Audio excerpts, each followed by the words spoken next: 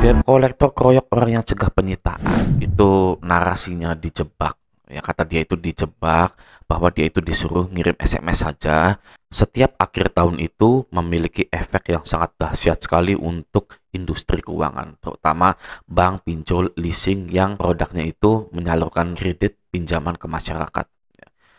Mereka ingin tutup buku dengan hasil atau target yang sangat baik sekali atau target yang sudah ditentukan di awal tahun. Ya, harus tercapai. Nah, efeknya adalah ke masyarakat. Masyarakat yang akan jadi tumbal, terutama dalam penagihan yang sangat kasar sekali dan tidak manusiawi. Sehingga banyak kasus penagihan-penagihan yang berujung pidana untuk debt kolektornya karena terlalu nekat, terlalu didoktrin oleh perusahaan pinjolnya untuk mengambil uang di luar atau di nasabah secara cepat. Ya, itulah sebuah kapitalis perusahaan yang mengorbankan orang Indonesia, ya, yang pakai orang Indonesia, yang dikorbankan adalah orang Indonesia lagi sebagai DC tersebut. Oke, nah di sini saya memiliki korban yang sangat naas sekali, yaitu DC pinjol yang ditangkap oleh polisi. Gitu ya, coba kita lihat dulu videonya. Nih ya. Nomor sudah disiapkan dari atasan kita semua.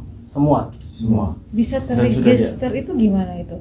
Kita tidak tahu. Kita sudah mendapatkan, sudah terregister dan sudah teraktivasi. Berarti semacam terima jadi gitu, Bang? Betul. Ya, termasuk narasi SMS ke borrowersnya. Betul. Semua narasi atau konten semua dari server yang di atas kita. Abang ngelakuin kayak gini ini gaji berapa, Bang? Kita sebulan 15 juta. saya 5 juta. Sudah berapa lama? Saya baru 3 bulan. Mas? 9 bulan. 9 bulan. Sebelumnya apa kerjanya? Sebelum wira swasta. Tergiur gara-gara itu kerjanya? Ya. Dan termasuk mudah ini, Bang? Dibilang mudah dan dibilang susah. Karena resikonya besar. Tapi di awal pas memutuskan untuk kerja seperti ini, dibilang nggak untuk sebagai desk collection? Hanya dibilang untuk pengirim SMS.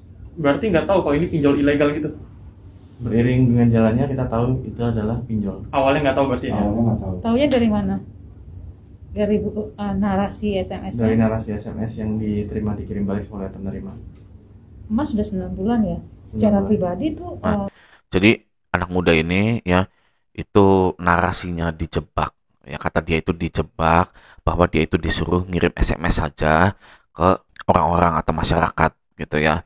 Namun setelah kerja ternyata isi SMS penagihannya itu adalah berupa penagihan yang sangat wah, ya kan, entah karena sudah kontrak kerja, entah karena gimana gitu ya, Mas ini tetap melakukannya gitu ya. Nah, yang ditangkap adalah orang Indonesia lagi. Ya, bosnya malah ditangkap tidak bisa.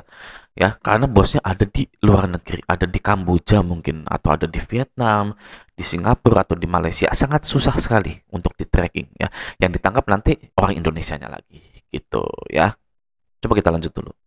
ngirim SMS basic kayak model-model kayak gitu, perasaan pribadi seperti apa ya? Maksudnya tenang atau apa gitu meneror orang dengan cara kayak gitu? Karena kita bukan yang bagian meneror, kita hanya meneruskan SMS. Oke. Kita bukan yang meneror atau yang apa, bukan. SMS pemasaran atau SMS penagihan? Pemasaran, penagihan. Tapi di dalam konten itu kita tidak tahu konten apa yang dikirim. Oh. Berarti nggak membaca narasinya? Tidak bisa membaca apa yang dikirimkan. Berarti sekedar mengirim? Sekedar mengirim. Tanpa tahu itu apa isinya? Otomatis dari server atas akan otomatis mengirim. Susah dicerna gitu ya, nyuruh kirim SMS tapi nggak bisa baca SMS-nya, itu maksudnya gimana gitu kan ya, seperti itulah. Nah, ada lagi berita seperti ini ya, debt collector tantang Polwan saat tarik mobil di Tangsel, pelaku ditangkap ya.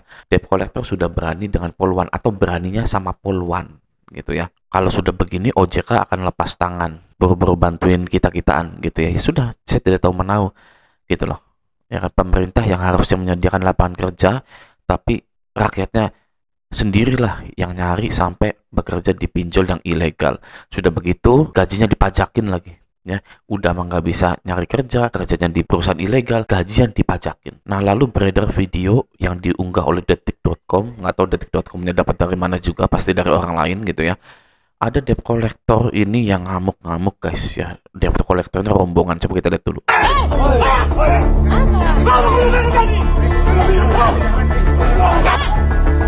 Debt collector keroyok orang yang cegah penyitaan. gitu ya. Mana nih? Ya begitulah tuh ya guys ya.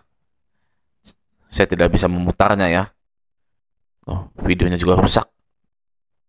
Oke.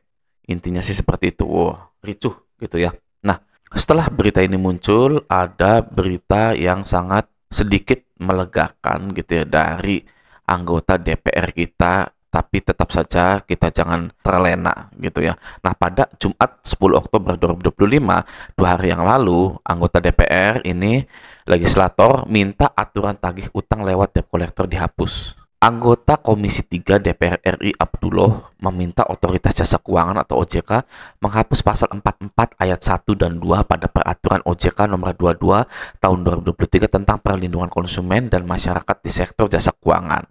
Abdullah menilai aturan itu menyebabkan maraknya praktek debt collector atau penagih uang melakukan pelanggaran.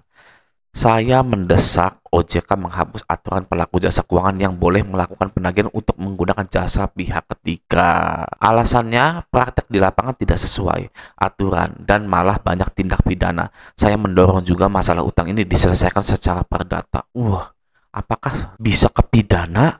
Gitu kan ya, soalnya di sini dia bilang saya mendorong juga masalah utang ini ya, saya mendorong juga masalah utang ini diselesaikan secara perdata.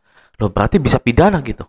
Apa gimana? Coba kita baca lagi. Diketahui dalam aturan ini memperbolehkan pelaku jasa keuangan melakukan penagihan melalui pihak ketiga atau jasa penagih utang atau debt collector. Abdullah mengaku miris dengan peristiwa penagih utang yang melakukan tindak pidana. Dia pun mencontohkan kasus penagih utang yang mengancam polisi saat ingin melakukan penagihan mobil di Kecamatan Kelapa II. Oh, yang ini ya, debt collector tantang Polwan tarik mobil di Tangsel. Pelaku ditangkap lagi gitu kan ya. Nah itu ya. Lanjut, seorang penagih utang berinisial L 38 tahun melakukan pengancaman akan menghajar polisi tersebut, namun saat ini pelaku telah ditetapkan sebagai tersangka dan ditahan di Polres Tangerang. Pelanggaran yang dilakukan penagih utang ini sudah banyak diadukan. Adapun data dari OJK untuk periode Januari hingga 13 Juni 2025 terdapat 3.858 aduan terkait penagihan utang oleh pihak ketiga yang tidak sesuai dengan ketentuan. Selain itu, Abdullah mengatakan para penagih utang juga diduga kuat banyak melakukan tindak pidana, di antaranya mulai dari ancaman, kekerasan, dan mempermalukan. Namun pertanyaan saya, sudah berapa banyak perusahaan jasa keuangan yang diberi sanksi administratif atau bahkan sampai dipidana? Lebih lanjut, Abdullah lantas mendorong penyelesaian masalah utang ini diselesaikan melalui perdata. Menurutnya dengan cara ini resiko pelanggaran lainnya relatif kecil dan dapat diminimalisir. Melalui perdata, perusahaan jasa keuangan mesti mengikuti mekanisme yang ada, mulai dari penagihan, penjaminan, sampai penyitaan. Oh, maksudnya bukan nasabahnya di penjara ya guys ya, tapi melalui perdata itu melalui pengadilan ya guys ya. Mereka yang berutang atau debitur jika tidak mampu membayar juga akan masuk daftar hitam atau blacklist nasional melalui sistem layanan informasi keuangan SLIK Bank Indonesia atau OJK gitu ya. Nah, sudah ya. Seperti itu. Apakah Anda setuju ya debt collector ini dihapuskan gitu kan, karena tadi ya ada yang ribut-ribut. Lalu mas-mas ini ya kan ditangkap ya, jadi DC gitu ya. Buat para DC yang sering nonton Raja Galbay ya, Anda kalau bisa segera mungkin pindah kerjanya gitu ya, cari kerjaan lain. Anda kan masih muda-muda tuh ya kan, DC pinjol kan masih muda-muda tuh ya kan. Saya sangat menyarankan Anda untuk pindah kerjanya. Hari ini mulai lamar-lamar lagi lewat Jobstreet dan lain-lain gitu ya. Bertahan sebentar nggak apa-apa lah gitu kan, tapi masa mau di situ aja ya kan. Nanti kalau dirazia Anda yang kena seperti ini, bosnya sih nggak ada gitu. Oke. Jadi stay Galbay ya, tetap pada satu tujuan, yaitu bangkrutkan pinjol-pinjol yang ada di Indonesia ini. Oke.